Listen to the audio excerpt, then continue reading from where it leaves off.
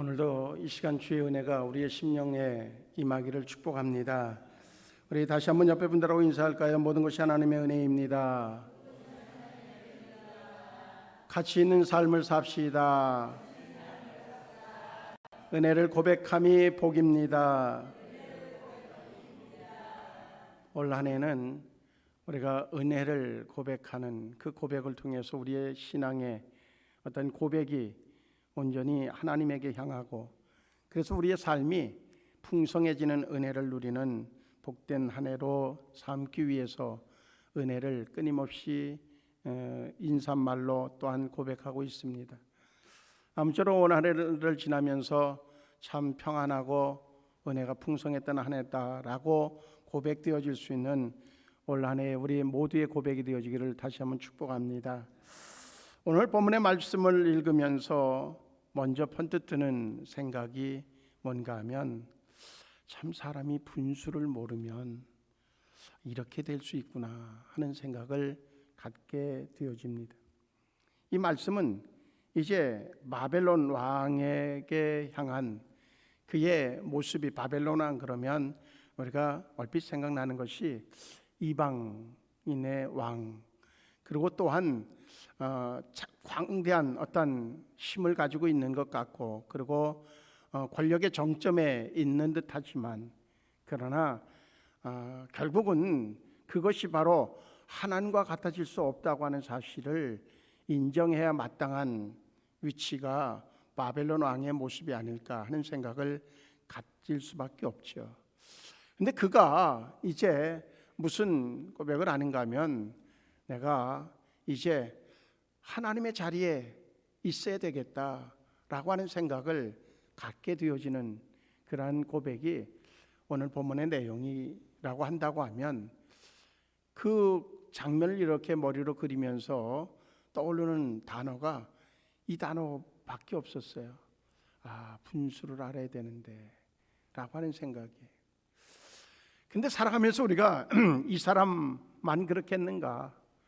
우리가 조금 뭔가 위치가 주어진 것이 많아지고, 그리고 또한 누구보다도 나이에 비해서 젊어 보인다고 하는 이야기를 듣는 상황이 되어져도 그 별거 아닌 것 같은데도 뭔가 마음의 상태가 달라지는 것, 그것은 뭔가 굉장한 위치에서 한번 노려볼 수 있는 이야기를 하고 있는 사람과 비교해 볼 때 나는 아무것도 아니라고 생각할 만한가? 그렇지 않다고 하는 거죠.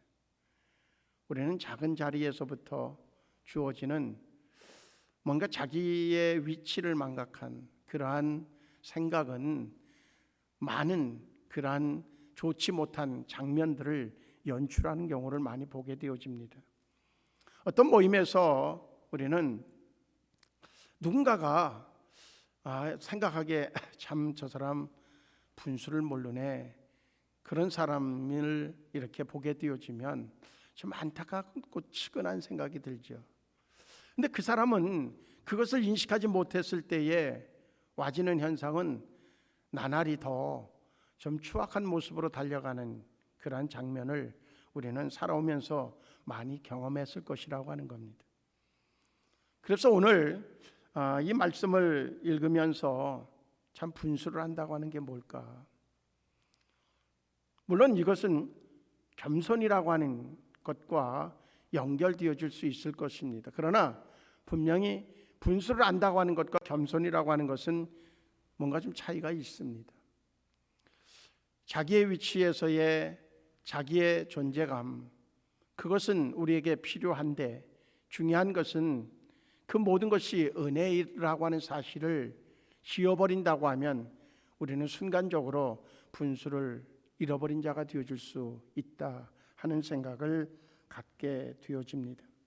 그래서 분수를 잃어버리는 이유가 뭐냐? 그것은 자신의 위치와 역할을 잊기 때문이라고 하는 겁니다. 또한 자신이 누구로 인하여서 세움을 받았는지에 대한 것을 잊어버릴 때에 우리는 바로 분수를 잃어버리게 되어 있고, 그것과 함께 와지는 것이 뭔가 하면 교만이라고 하는 것. 교만은 자기의 가지고 있는 능력 이상으로 자기를 표현하는 데서 와집니다. 교만의 모습이 이렇게 비춰지면 무슨 생각이 바로 따라오는가 하면 이제 고꾸라질 때가 됐구나, 그런 거거든요. 근데 본인은 모른단 말이에요. 본인은. 그래서 성경 속에 보면 그러한 인물들이 꽤 많이 나옵니다. 그래서 그 인물의 어떤 대표자, 그렇게 어떤 신앙의 모델로 좀 이렇게 볼 수 있는 사람이 응가면 사울 왕을 볼 수 있거든요. 그래서 그런 부분들을 이렇게 접목하면서 우리는 스스로가 생각할 수 있습니다. 나는 나를 자랑할 것도 없고, 나는 분수를 넘치게 분수를 떠는 그러한 존재가 되어질 가능성이 없다라고 우리는 생각하면서 나를 이렇게 제외시킬 수 있어요. 그런데요, 어느 위치에 있는 사람에게만 적용되어지는 얘기가 아닙니다. 내가 있는 그 삶의 자리에서 우리는요, 한 가지 이야기를 좀 거부할 수 없습니다.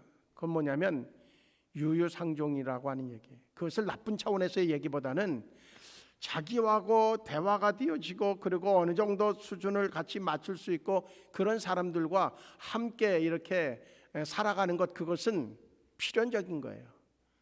그래야 사실은 덜 피곤하기도 해요. 근데 그러다 보면 그 안에서도 역시 자기를 잊어버리고 자기의 어떤 분수를 잃어버리는 그러한 모습을 드러낼 때가 있다 하는 겁니다. 성경은 그래서 우리에게 이런 얘기를 하고 있죠. 예수를 믿는다고 하는 게 뭐냐? 그것은 새로운 피조물이 되어졌다라고 하는 얘기로부터 출발되어집니다. 여기에 중요한 방점이 있는데, 그게 뭐냐면 내가 새로운 피조물이 되었다. 그러면 뭐가 달라졌다는 얘기인가? 근데 새로운 피조물이 되어졌다고 하는 얘기에서 우리가 얻을 수 있는 그러한 이미지 하나는 뭔가 하면 변해야 된다라고 하는 겁니다. 변해야 된다. 새로운 피조물이 되어졌다고 하는 얘기는 새로운 존재가 되어졌다고 하는 얘기인데, 그렇다고 하면 변화됐다는 얘기를 의미해 주고 있거든요. 그런데 그러면 무엇으로부터의 변화가 우리에게 중요할까? 그거는 사람의 변화는요, 마음에서부터 일어나야 돼요. 생각에서부터 일어나야 돼요. 그러면 자연스럽게 외모로 드러나지는 모습의 변화는 따라오게 되어져 있어요. 물론 그렇지 않은 경우도 있지만, 그러나 일반적으로 보면 마음이, 생각이 바뀌어지면 그러면 행동은 달라지고 언어는 달라질 수밖에 없는 거거든요. 그런데 바울이 얘기하는 새로운 피조물이 되어졌다고 하는 얘기의 그 포커스는 어디에 있는가 하면 우리의 아주 마음의 상태, 생각, 이것의 변화보다도 더 깊숙한 변화를 얘기하거든요. 그 변화가 뭐예요? 영적 변화라고 하는 거죠. 우리는 죄인 되어졌었는데 이제는 의인이 되어졌다고 하는, 뭔가 사람의 어떤 행동이나 살 수 없는 그러한 절대적 변화를 이제 바울은 얘기하고 있고, 이것이 복음입니다.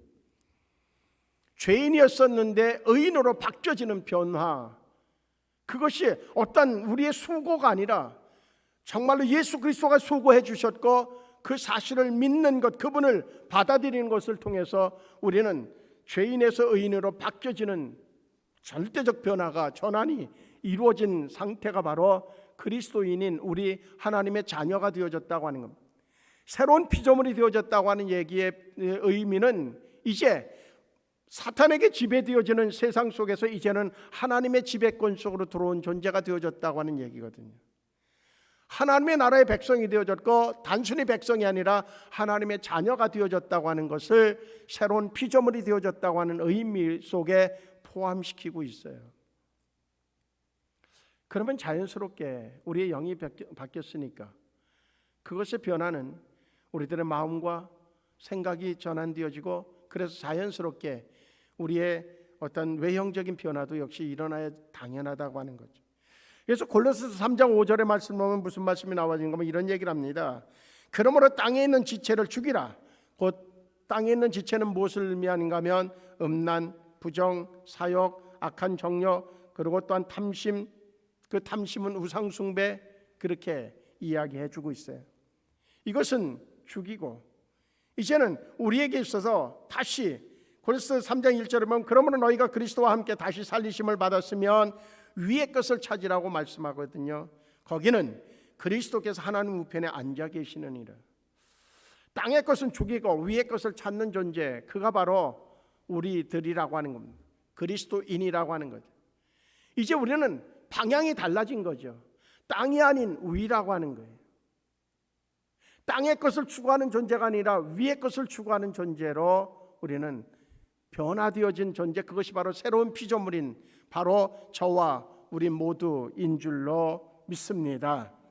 그렇다고 하면 자연스럽게 우리에게 달라져야 되는 부분들이 있다고 하는 거죠.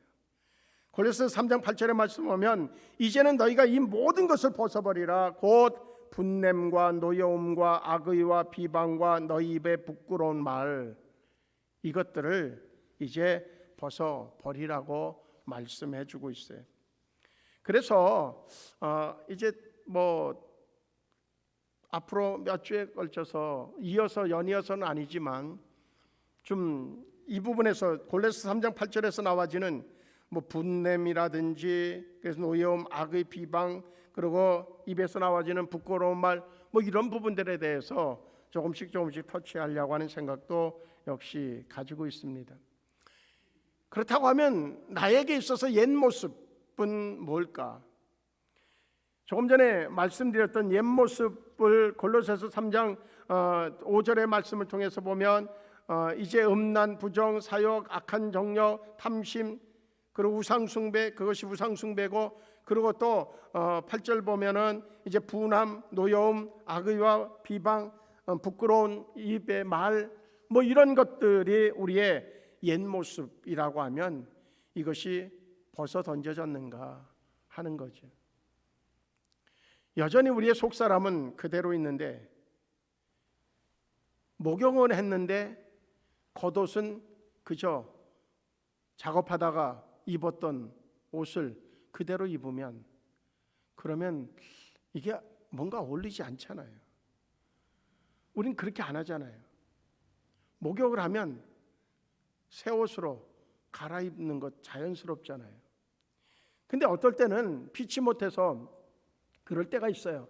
막 땀을 흘리고 그러고선 막 저기 먼지로 뒤범벅이 되어져서, 그래서 목욕탕에 갔는데 갈아입을 옷을 가지고 가지 않으면 어때요? 가서 그냥 목욕은 다 하고 그러고선 입을 때 좀 찝찝하지만 그렇다고 해서 알몸으로 나올 수 없으니까 입잖아요. 그죠? 나는 목욕하고 나서 나는 입었던 옷은 절대 입을 수가 없어. 그래서 나는 그냥 가겠어, 집으로 가겠어. 그러고 나오면 터피거리가 될 거예요. 그런데 이런 무모한 것은 실험 삼아서도 하지 않으면 좋겠어요. 금방 잡혀갈 거예요. 그런데 어쩔 수 없이 우리는 준비되지 않았으니까 갈아입어요. 그런데 그러면 집에 돌아와서라도 갈아입죠. 갈아입어야 마땅한 거예요. 그런데 때로는 귀찮아. 그러고선 땀 다 말랐는데 그러고 지나가요.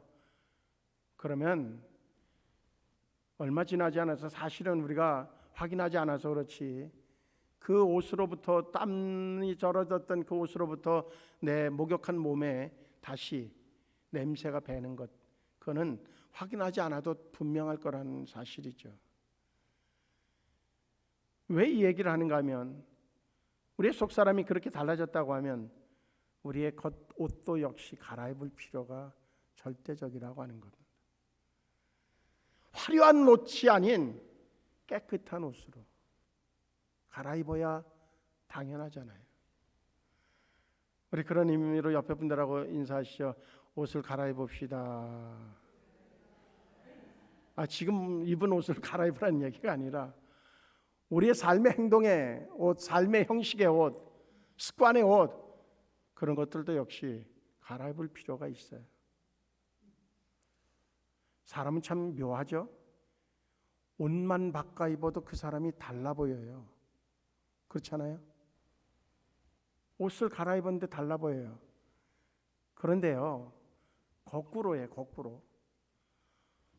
목욕은 하나도 안 하고 막 1년이 됐는데도 목욕 한 번도 안 하고 아주 닦지도 않고 그러고선 옷만 갈아입는다.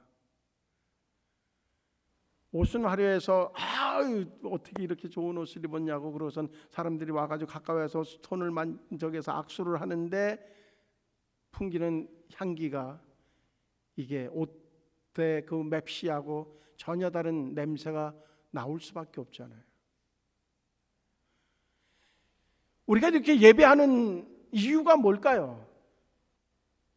이 예배는 우리에게 목욕하고 새 옷으로 갈아입는 그러한 시간이 바로 이 예배의 시간인 줄로 믿습니다.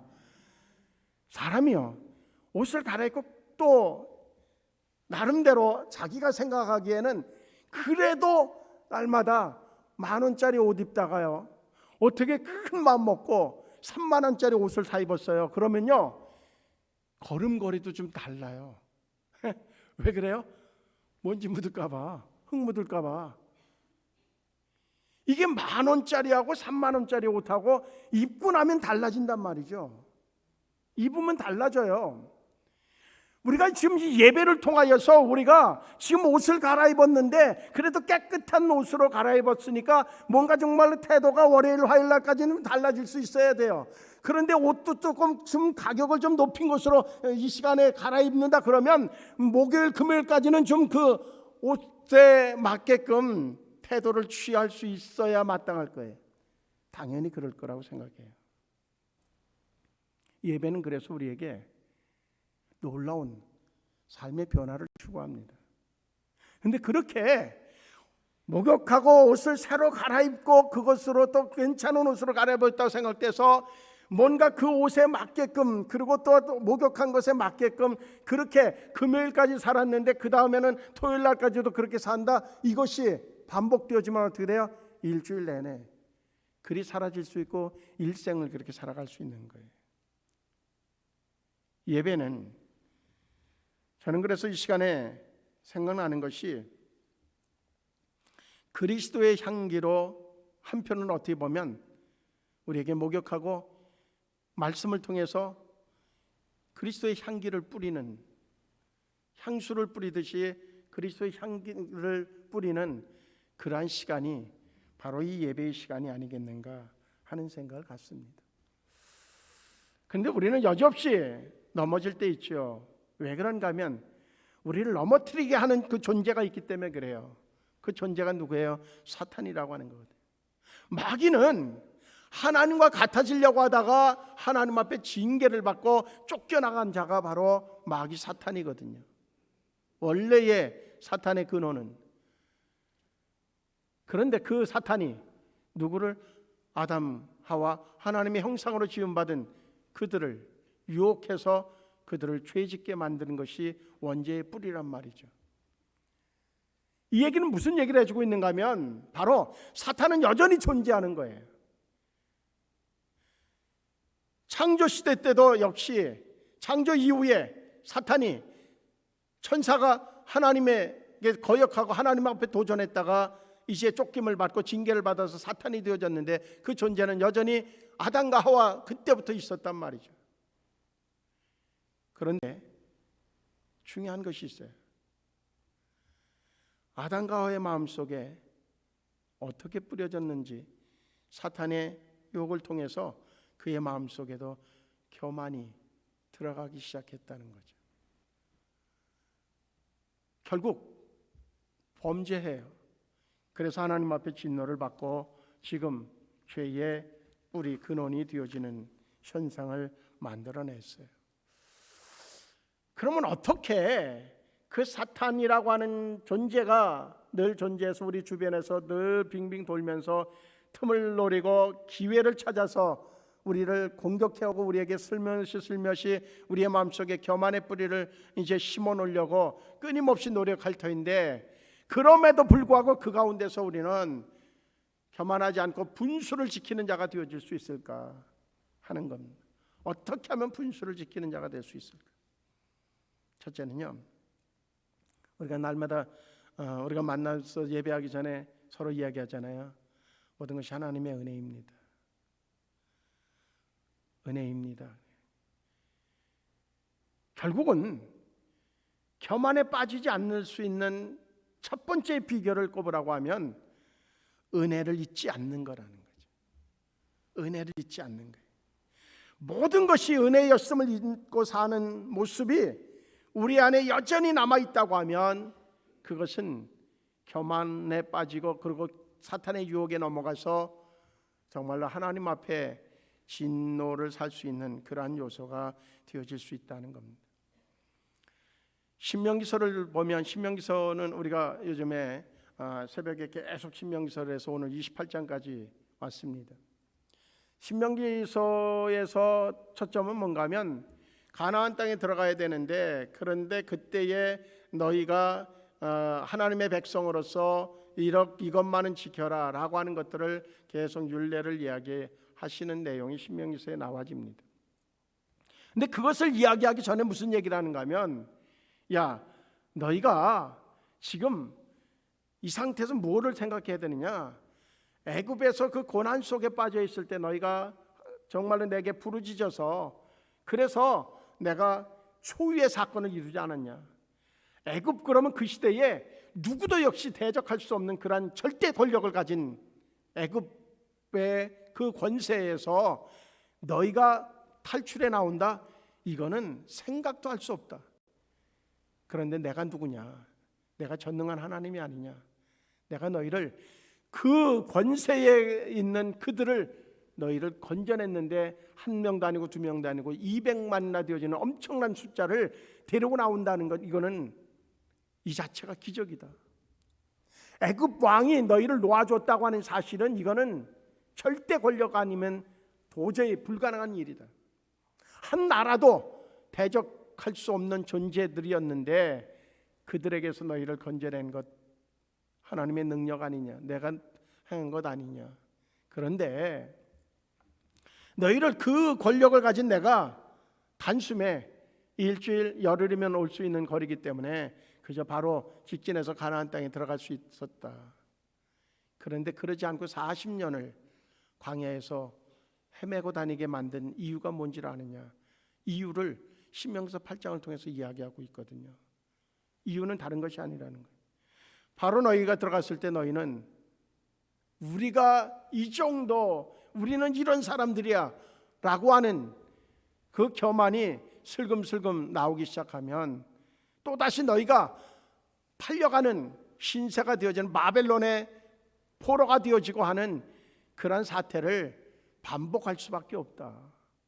그래서 너희를 40년 동안 하나님의 은혜 아니면 살아갈 수 없는, 그래서 날마다 일용할 양식으로 만나를 주셨고, 그래서 그것이 하나님 없이는 안 되겠구나, 하나님의 말씀 아니면 안 되고 하나님의 은혜 아니면 안 되겠구나 라고 하는 것을 깨닫게 하기 위해서 40년 동안 너희를 훈련시켜서 가나안 땅에 보냈다.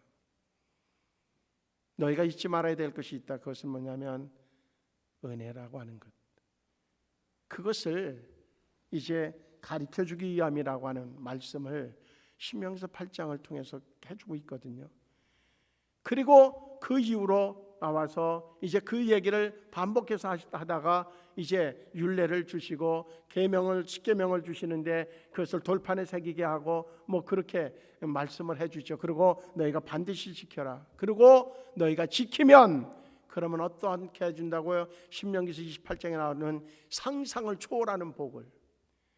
어느 민족도 너희를 넘보는 자가 없고, 만약에 한 길로 쳐들어왔으면 7길로 도망가도록 만들어줄 것이고, 너희가 들어와도 나가도 복받고 떡반죽까지도 복을 받고 너희뿐만 아니라 너희 자손들에게 복을 주시고 뭔가 복을 아예 쏟아 부어주시는 약속을 해주시거든요. 누구에게 주어지는 복이라고요? 은혜를 잊지 않는 자라고 하는 거예요. 하나님의 은혜를 잊지 않고 하나님의 말씀을 소중히 여겨서 그 말씀을 지키는 자들에게 주시는 그러한 약속인 줄로 분명히 믿습니다. 그와 함께 이제 어떠한게 하면은 분수를 지키는 자가 될 수 있을까? 분수 없는 그러한 정말 자기의 어떤 위치를 망각한 존재가 되어지지 않을 수 있을까? 사람들에게 인정받으려고 하면 그 순간 자기 위치를 잊어버린다는 거예요. 하나님의 자녀 되어진 것도, 하나님이 나의 삶의 주인이라고 하는 것도 잊어버리는 거예요. 사람에게 인정받고 싶어하는 마음이 있을 때 누가 그랬는가 하면 사울왕이 그랬어요. 사울왕은요, 초창기에 하나님이 그를 부르실 때에 내가 어떻게 할 수 있습니까? 난 못합니다. 겸손한 사람이었어요. 그래서 하나님께서 사울왕을 칭찬하시고 축복하셔서 왕으로 세우시죠. 그런 그가 이제 왕으로서 정말 하나님이 그에게 은혜 주시고 능력을 주셔서 그를 사용하셨더니 놀라운 역사가 막 나타나는 거죠. 그리고 거기에 다윗을 붙여줘서 그래서 뭔가 아말렉과의 싸움이라든지 이런 데 엄청난 공적을 이루게 되어지죠. 그런 그가 이제 뭔가 하나님의 마음을 슬프게 하는 사건이 벌어지게 되어집니다. 그것이 바로 사무엘상 15장에 나와지는 말씀이거든요. 거기 무슨 사건이 나와지는가 하면 이제 그 사울이 이제 전쟁에 나가서 그래서 하나님 앞에 이제 약속한 대로 특별히 이제 19장에 가면 아말렉과의 싸움이 나와지는데 아말렉과의 싸움을 할 때 하나님이 그들에게 이야기합니다. 어쨌든 생명 있는 것은 다 죽여라. 그것이 하나님이 약속하신 그들에게 이제 약속받을 내용이었어요. 어쨌든 간에 생명 있는 건 다 죽여라. 그랬을 때에 그것을 지켜야 마땅한 거예요. 그렇게 하면 하나님이 도와주셔서 아말렉과의 싸움에서 승리하게 하고 그 이후에도 하나님이 함께 하심의 축복을 주시겠다고 하는 거거든요. 근데 사울왕이 정말 전쟁에 나와서 이겼어요. 그러고 났더니 이제 하나님이 아닌 자기 생각, 그리고 또한 사람들 앞에서 내가 이런 사람이라고 하는 것을 인정받고 싶은 마음이 딱 올라온 거예요.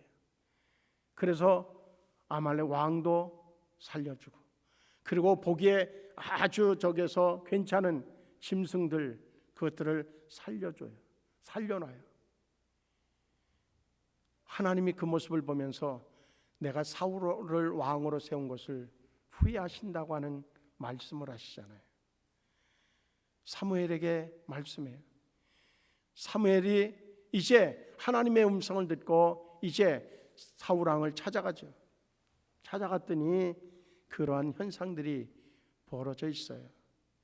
하나님 앞에 이제 당신이 왜 그렇게 정말 하나님이 말씀하신 명령을 어겼느냐고 물을 때에 그는 자기 변론을 하기 시작합니다. 자기 변론은 다른 얘기가 아니에요. 정말 하나님이 이제 함께 하시면, 그러면 놀라운 능력으로 역사하셨는데 이제 내 생각에는 저 짐승들을 이제 너무너무나 죽이기에 아까워서 그것을 가지고 제물로 삼으려고 했다는 거예요. 인간적인 논리로는 이해가 되어져요. 근데 한 가지가 분명해요. 하나님의 명령은 생명 있는 것은 다 죽이라고 하는 거예요. 거기에는 이유가 있었을 거예요. 나중에 이렇게 볼 때에 무슨 생각이 드는가 하면 하나님이 사울왕의 마음을 달아보신 사건이었구나 하는 생각을 가질 수 있죠. 그 15장에 가보면 이런 내용이 나와집니다. 15장 27절과 30절 보면 사무엘이 가려고 돌아설 때에 사울이 그의 겉옷자락을 붙잡음에 찢어진지라 사무엘이 그에게 이르되 여호와께서 오늘 이스라엘 나라를 왕에게 떼어 왕보다 나은 왕의 이웃에게 주셨나이다. 이스라엘의 지존자는 거짓이나 변개함이 없으시니 그는 사람이 아니심으로 결코 변개하지 않으심이니이다 하니 사울이 이르되 내가 범죄하였을지라도 이제 청하옵나니 내 백성의 장로들 앞과 이스라엘 앞에서 나를 높이사 나와 함께 돌아가서 내가 당신의 하나님 여호와께 경배하게 하소서 하더라. 그렇게 말씀해요. 이 말씀은 단순하게 풀면 뭔가 하면 내가 죄 지은 건 맞습니다. 그런데 그래도 장로들 앞에서 사람들 앞에서 나 최면 좀 살려주십시오 하는 얘기. 이게 교만이라는 거죠.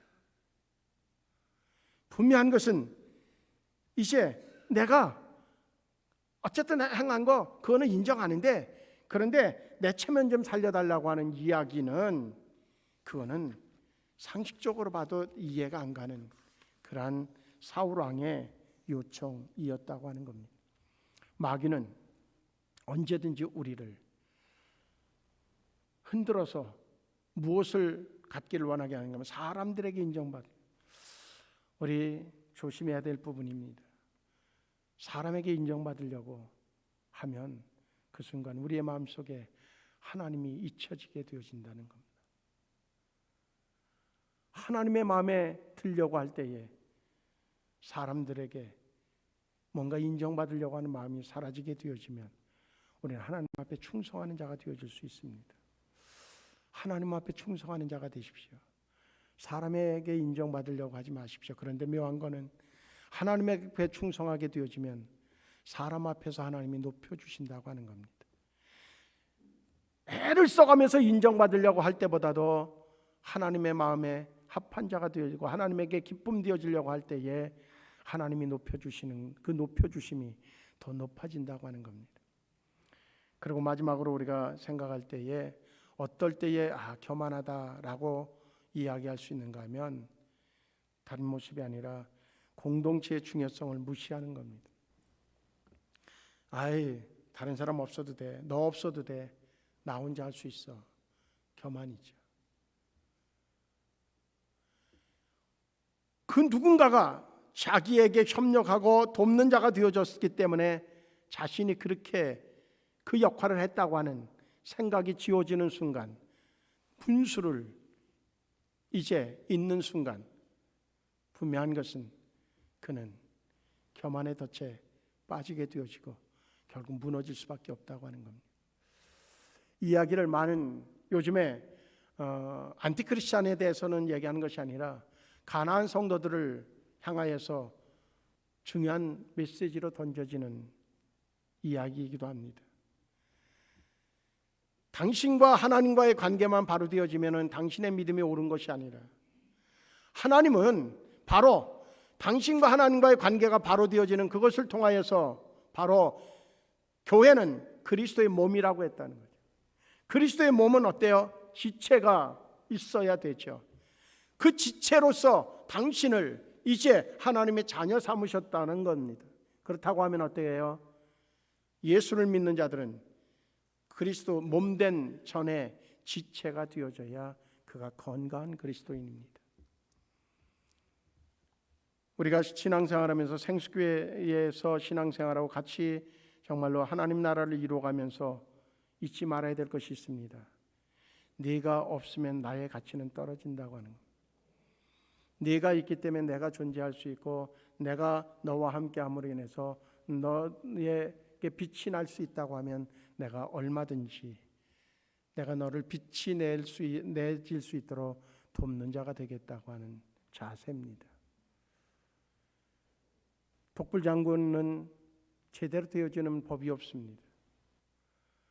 나만 옳다고 하는 사람은 어찌 보면 이 세상에 존재할 가치가 없는 사람입니다.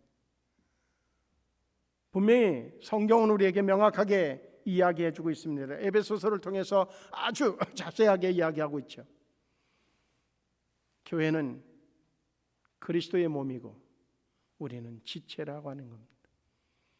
다시 얘기하면 몸을 떠난 지체는 손 하나가 몸에서 떠나가면 그것은 금방 썩은 내가 풀풀 나는, 그리고 뼈가 되어져서 그 바닥을 뒹구는 존재가 되어질 수밖에 없을 겁니다.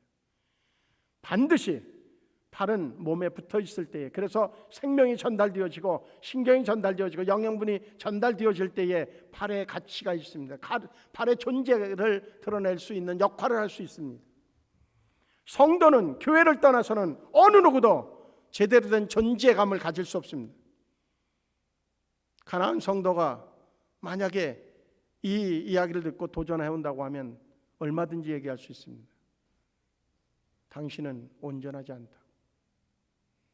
온전해지려고 하면 그 교만을 꺾고 하나님의 성전으로 찾아가라. 지난 주간에 제가 교회를 떠나면서 남기는 이야기들 이래가지고 유튜브에 올라온 몇 가지의 이야기들을 들었습니다.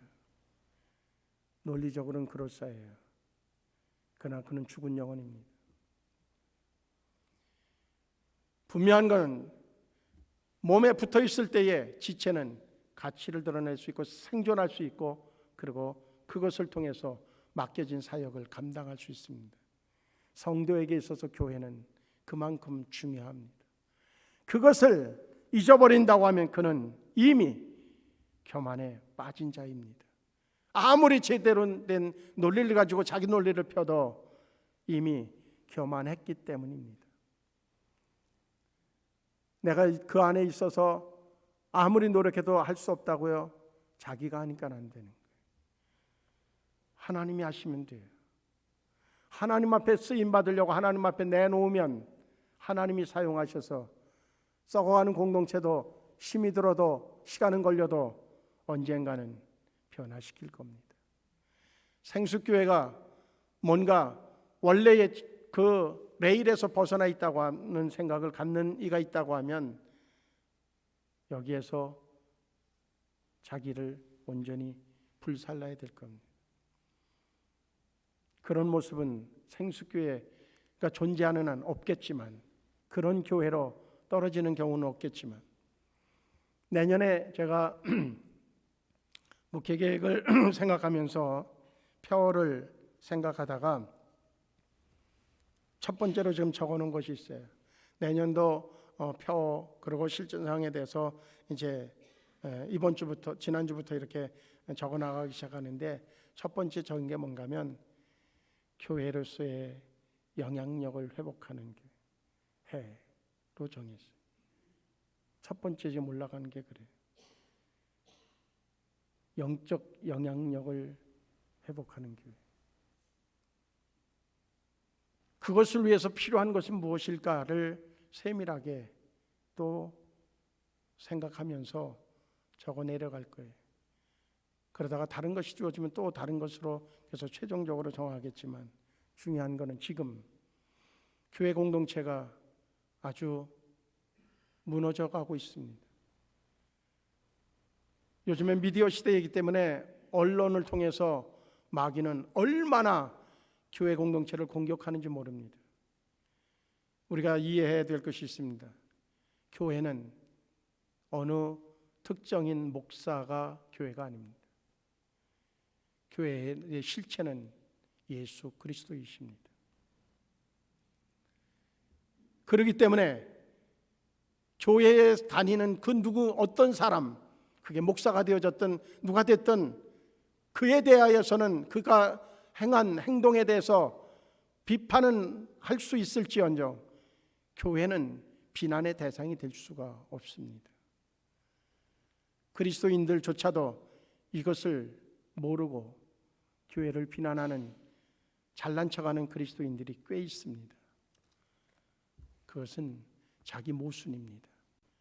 자기가 교회가 무엇인지도 모르고 교회를 다녔다고 하는 사실에 대한 모순이고, 그것은 스스로가 자기 무덤을 파는 것이 되어질 수밖에 없습니다. 왜 그래요? 교만이기 때문입니다. 이제 우리는 다시 한번 새겨봅니다. 정리합니다. 분수를 지키는 자, 정말로 하나님 안에서 내가 누구이고 내가 새로운 피조물로서 어떤 존재이고, 그렇다고 하면 내가 해야 될 것은 어떤 모습이고 내 위치는 어느 것이라고 하는 것에 대해서 우리가 다시 한번 재설정을 하고, 이번 한 주간도 그 안에서 믿음으로 승리하는 우리 생수가족들 되어지기를 주의 이름으로 축복합니다. 할렐루야. 우리 앞에 분들하고 인사합시다. 승리합시다. 믿음으로 승리합시다. 기도하시겠습니다. 좋으신 하나님, 우리는 믿음으로만 승리할 수 있습니다. 하나님 함께하여 주시어서 믿음으로 승리한 자의 그 승리의 노래가 우리 교회를 통해서 퍼져나갈 수 있도록 역사해 주시옵소서. 예수님의 이름으로 기도하옵나이다. 아멘. 찬송 429장입니다. 429장.